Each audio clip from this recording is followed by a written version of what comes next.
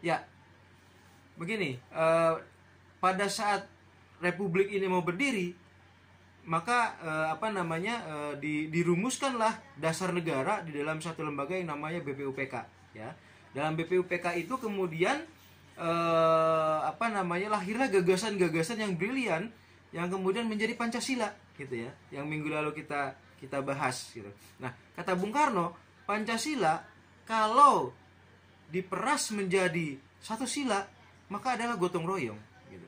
Jadi 5 sila itu, ketuhanan, kemanusiaan, nasionalisme, demokrasi, dan keadilan sosial, kalau dijadikan satu itu gotong royong, gitu ya. Nah, bukan berarti bahwa dengan gotong royong ketuhanan yang Maha Esanya hilang seperti yang diributkan orang banyak beberapa waktu lalu, tidak.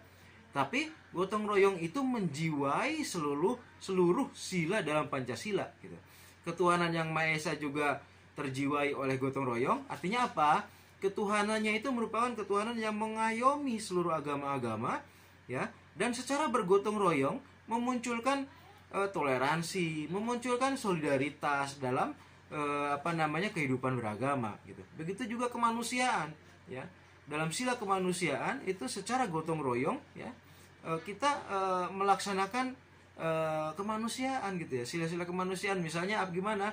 Misalnya kalau ada daerah yang terkena bencana, maka kemudian daerah lain akan secara bergotong royong memberi bantuan dan lain sebagainya. Nah, sila-sila lain pun seperti itu, gitu ya. Gotong royong dalam politik misalnya terlihat dari prinsip kita dalam berpolitik adalah musyawarah untuk mufakat. Itu adalah gotong royong, gitu ya. Ya, jadi kemudian sila kelima, keadilan sosial. Kenapa keadilan sosial? Karena kita tidak setuju dengan individualisme, ya. Kita setuju dengan kolektivisme yang di dalamnya ada gotong royong untuk memunculkan keadilan sosial, gitu ya. Jadi Pancasila itu, ya, kalau diperas menjadi satu sila, kata Bung Karno, jadi gotong royong. Tetapi gotong royong ini adalah bukan menggantikan 5 sila itu, tetapi gotong royong ini menjiwai kelima sila itu, gitu ya. Jadi kisruh beberapa waktu lalu di mana orang mengatakan bahwa ada yang ingin mengganti Pancasila dengan gotong royong, itu tidak benar, ya, karena gotong royong itu justru menjiwai seluruh sila di dalam Pancasila, gitu ya. Gotong royong menjiwai juga bangsa Indonesia, gitu. Nah, kemudian gotong royong itu adalah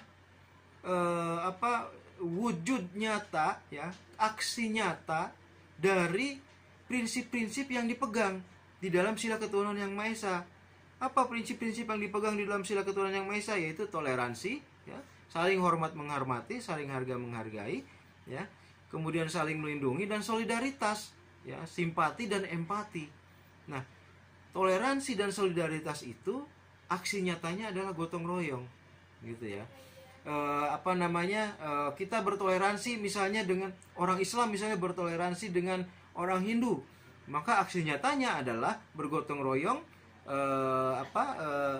mengawal setiap perayaan agama Hindu, misalnya Nyepi, gitu ya.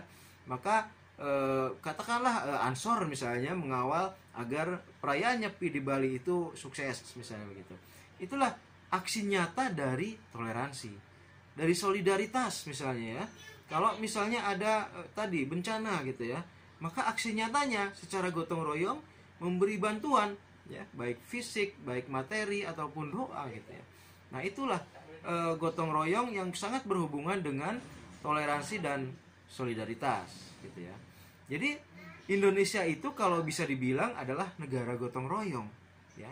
Dan dari segala sisinya adalah melaksanakan prinsip-prinsip gotong royong, gitu ya.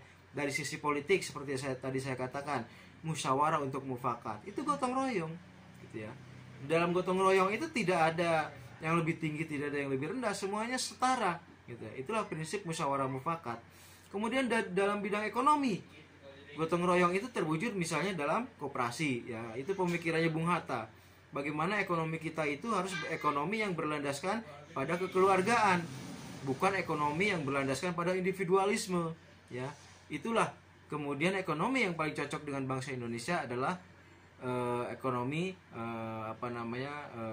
koperasi, gitu ya. Nah, kemudian dari sisi sosial, ya, sebagai masyarakat kolektif, ya, masyarakat kita itu memiliki semangat kolektivisme gitu ya. Semangat kolektivisme itu adalah semangat yang lebih mengedepankan kebaikan masyarakat dibanding kepentingan individu sendiri. Ya. Itulah Indonesia sebagai negara gotong royong. Dari segala sisi itu diwarnai oleh semangat gotong royong itu. Dari sisi politik, dari sisi ekonomi, dan dari sisi sosial gitu ya. Indonesia adalah negara gotong royong.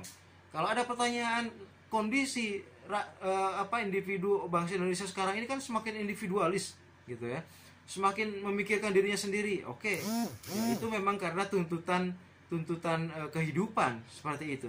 Tetapi pada momen-momen tertentu di mana diperlukan semangat gotong royong, itu akan kembali muncul gitu ya. Karena gotong royong, kolektivisme itu menjadi sifat bangsa kita gitu. Nah, meskipun keseharian kita sudah individu masing-masing, individualistik sekali gitu ya, dan konsumeristik sekali, tetapi pada saat-saat tertentu, momen-momen tertentu, semangat gotong royong itu akan muncul kembali, karena pada dasarnya bangsa Indonesia itu adalah bangsa yang diwarnai oleh semangat gotong royong.